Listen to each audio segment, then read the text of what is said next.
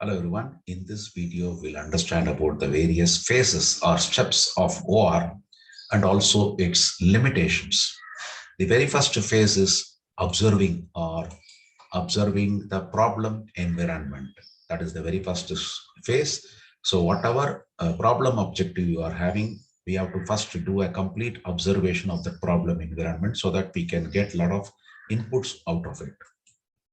Then the second phase is about analyzing the problem, whatever we identified, and then very clearly define the problem statement, right? Analyzing and defining will be the second phase.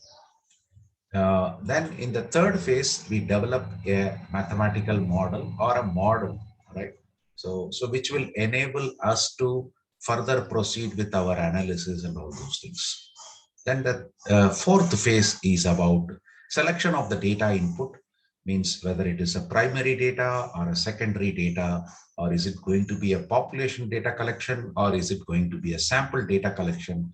Those things needs to be decided in this particular phase.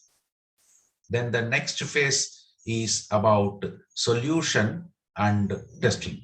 So you find out using your model, you try to find out a solution, and then you also validate it by doing some tests, whether it is working in all possibilities or in all the different circumstances. Is it working or not? You do a testing, and once you find that the solution and testing both are okay, you can start implementing it in your organization. That will be your last stage or last phase of OR, right?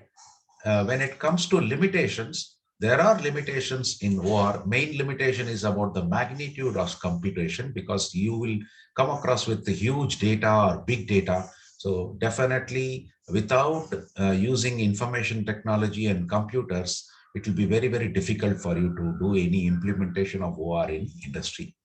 Right. The other limitations are, first one is non-quantifiable factors, means any type of qualitative factors you may not be able to directly apply OR. You need to convert it into a quantifiable factor so that you can able to apply or use OR to that. Then you also come across between the distance between the user and analyst. When you say distance between user and analyst, what user knows, analyst may not be knowing, or what the user wants, analyst may not be that clear. And then what analyst has provided information, or what type of facilities he has provided, user may not be able to understand.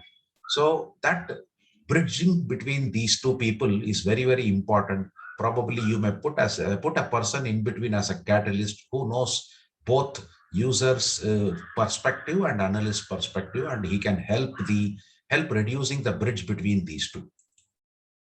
Then it will definitely involve more time to implement any OR technique in organization. So once it involves more time, naturally the money involvement and cost involvement will go up. That is again another limitation. It is not a cheaper exercise. It is definitely an expensive or costly exercise. Implementation is also not that easy. It is tough only because it is going to take time, money, cost, etc. So naturally implementation, one should not lose patience.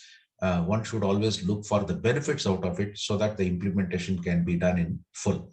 So that is about various limitations of OR. In case if you find the contents of this video to be useful to you, I request you to please like it, share it with your friends, and also subscribe to my channel. Thank you.